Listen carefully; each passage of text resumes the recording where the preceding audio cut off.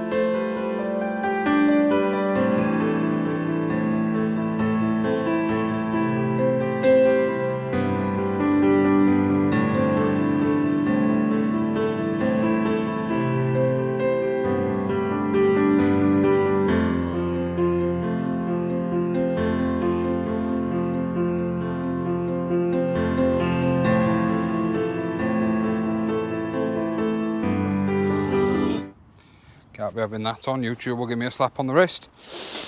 Right. Guys, it is time. What you should have just been seeing is a time lapse of me getting this area ready. I wish I'd done it ahead of time, really, because we've had a couple of really nice frosts which would have killed back these weeds that I've bare rooted.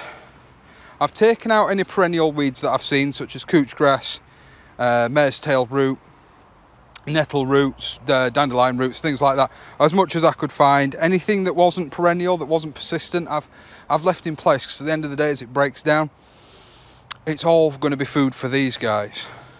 Now, I've got a space that is roughly 8 foot long, which means that it should fit nicely 6 canes in between these spaces. Now, I haven't got the drill bit to do it today, but what I am going to do over here on one of these posts, in fact I'll talk about it over here, is I've very kindly been given some long bolts from some long eye bolts from a plot neighbour. John, thank you very much. I'm going to be drilling, at least in the top and the bottom, and putting these eye bolts through. I don't have a steel bit or a HSS bit big enough to do that with me today.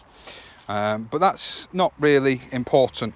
At the end of the day, all that's really important is if you're doing raspberry canes, you need to remember, summer or winter fruiting, they need some form of support. It will make your life a lot easier if there's something to tie the canes back to with regards to harvesting and maintenance. Trust me, it's worth doing. It's something that is worth the time and money investing in something to tie the canes back to. And you will see that in the future. If you want somebody who does it now, head on over to,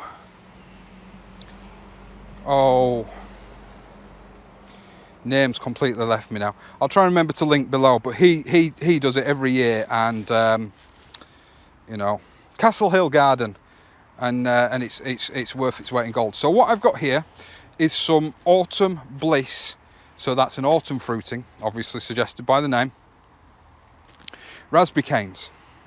I've got 12, so that's 6 per 8 foot space. They want around 1 foot and 1.5 foot between each plant. They're quite vigorous. The reason behind the path down the middle is twofold. One, for harvesting, but the other one is these will grow prolifically and they will send out runners all over the place.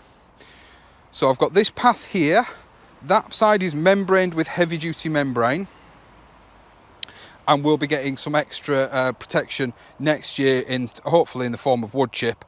And then over on the side where you are is going to be where the blueberry pots are going to go when the cauliflowers are out, and they're going to be also going on the same heavy duty membrane with wood chip on top.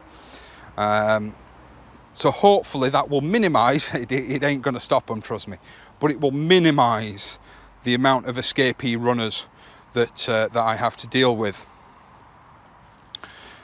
But we're going to go ahead and we're going to put these in the ground, and we're going to talk about care and prep. Now these canes actually are pretty well trimmed, so it's going to depend where the soil level was in the nursery as to whether they need trimming. So I'll talk about it now, and then I'll show you again in close-up. But just briefly, a new raspberry cane, this is autumn fruiting. The cane from soil level to tip of cane on planting, this isn't on yearly pruning, this is just on planting. You need to leave around about 25 centimetres. What's that in inches? Call it 10 inch. Anywhere between 6 to 10 inches really, or 20 to 30 centimetres. I'm aiming for 25 because it's nicely in the middle, above soil level, but I can't see through this bag as to where the soil level was on the nursery.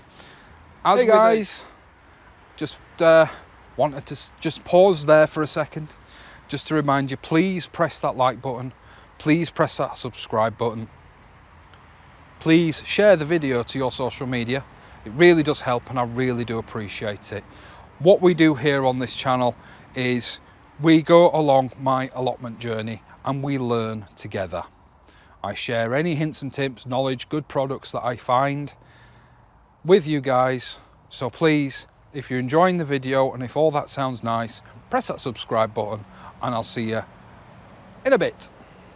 A fruit tree or a fruit bush or anything like this, when you're getting bare root stock, you always want to be aiming for the same level when planting as the soil level was in the nursery. So we'll crack these up and I'll bring you in. We'll plant one together and then I'll get on with the rest. So give me a sec. Okay, let's try this. So, oh, that's a bit of a knotty bundle. Let's have a look at this one. It's a bit barer. So it's really hard to see on this one sort of where the soil level was. Now I can see a couple of shoots growing out down at the bottom here. So I'm going to assume actually that they were below the soil surface. And yeah, it's very difficult to tell. So I'm going to go above these shoots, and it couldn't be easier. Now what you can do, if you really want to, in fact let's get you a camera angle here of where I'm planting. So what you can do, if you, and this is what I have done in the past, to be honest I don't know why I've not done it this time, probably just due to lack of memory, is you can sit these guys in some water for half an hour or an hour before planting, and it will just waken the roots up just a little bit. But I mean, raspberries, they're pretty damn hardy, they're pretty damn bulletproof really. If you can kill a raspberry, then you can probably kill a strawberry. But there you go. Firm it in. I'm not going to water these guys in. The soil is very wet and there is rain forecast, so I'm not going to water them in. I'm neating around the top there, and then like I say, I'm going for about a foot ish, so that's pretty much one full trowel. So in actual fact I'm going to go, yeah, let's go trowel and a half. I'm going to go about there. You can't see this, so let's bring it around. Can you see me now? Just about. Yeah, so just once again, dig a hole.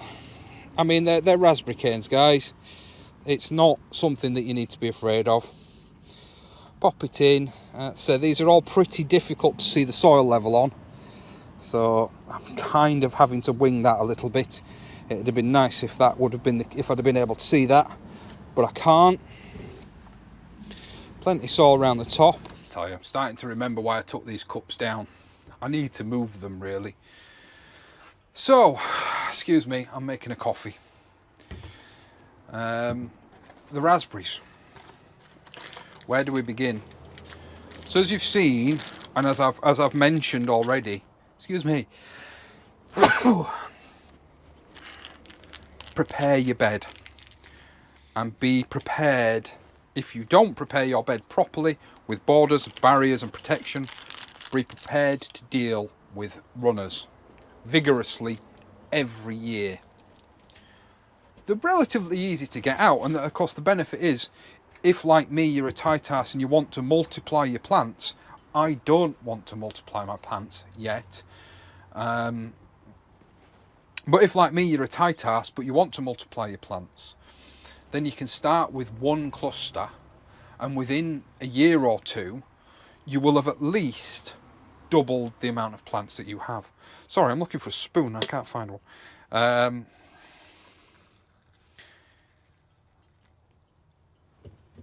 So it's not the end of the world, you know, if you want to multiply your plants.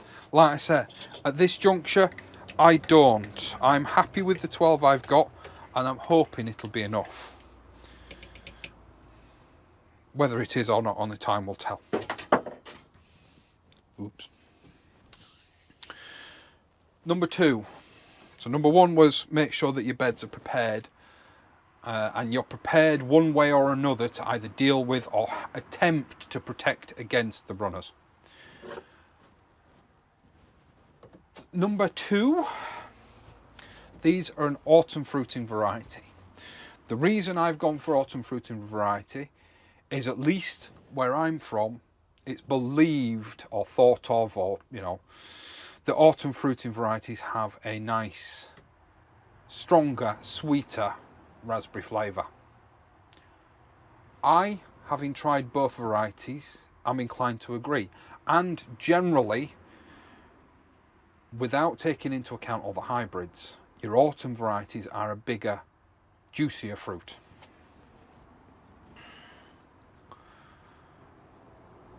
Also, for your autumn fruiting varieties, I believe that maintenance is easier.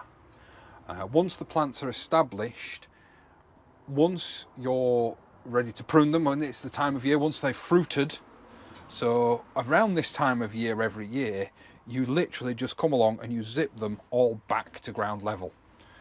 And that's all the growth. You don't leave anything behind. It's not like summer fruiting, where summer fruiting, you take off that year's growth and you leave on, you take off the brown previous year's growth that has fruited that year, and you leave on that year's growth to fruit next year. That to me is actually a bit of faff. That's why I've opted for the autumn fruiting variety. Primary reason is, when it comes to it, you just zip them all back to sort of pretty much ground level. I will generally leave sort of a few centimetres above ground level, just to indicate where they are, really. But you just zip them off, and it's job done. That's it then until next year, and you come back, and once the canes have started growing, you tie them into your lines. Job done. Simple as. As I mentioned earlier, oh, I've got a floater already. Bit of protein in my coffee. They do like a mildly acidic soil. Now, you can chase that if you want. Personally, I'm not going to. I may give them a bit of azalea rhododendron feed, or ericaceous feed, or something to that effect next year when they start to fruit. This is the azalea rhododendron feed that I'm talking about. That is an ericaceous plant food, but also you can now get ericaceous plant food as well. Leave those out, and it won't necessarily harm, but you just need to be aware. You need to get your dosing right, because they only like it mildly acidic. So I think it's somewhere between 5.5 and 6.5, which is only just into the acidic range. So I wouldn't worry about it too much. They're more than happy in nearly all soil types. They don't like standing water. They don't like to be sat in wet soil. So if your soil is moisture retentive, mix some sand into the planting soil. This variety will grow in containers. However, they will very quickly exhaust that nutrient that's in the container, so just be aware of that. But aside from that, all that, I swear to you, and I know my friends and family from last year can attest to this, when you make raspberry jam at home, it is worlds apart from anything you buy in the supermarket in flavour and sweetness. It really, really is. It is something, it is a fruit that I swore when I first took an allotment that I wasn't going to take. I wasn't going to grow. There are a lot of work for not a lot of fruit. But having made that jam last year and also making raspberry cordial, if you're interested, next season I'll do a video on it if anybody's interested in how to make the cordial and the jam. But having made that last year and being absolutely blown away by the flavour, the decision was made. Raspberries were going in, and then the decision was made to do a soft fruit area. So that's it. That's it. When it comes to the raspberries, I'm going to say no more. That is going to be it. I'm aiming to keep these videos brief. So that's what I'm going to do. I'm going to call it quits. There's a few of these coming out when it comes to the soft fruit. I have enough space, an 8 by 3 foot space when the cauliflowers come out. So sort of for a spring planting or a next year planting, this time next year planting. I have enough space for another soft fruit. I've got raspberries, I've got blueberries, I've got blackcurrants. Let me know in the comments below what you think I should give a go. I would like it to be a bush, not a cane. I'm not overly bothered about blackcurrants. Blackberries, sorry. I'm a Yorkshireman, I like brambles. So, you know, shoot me down, do whatever you want to do, but that's my personal preference.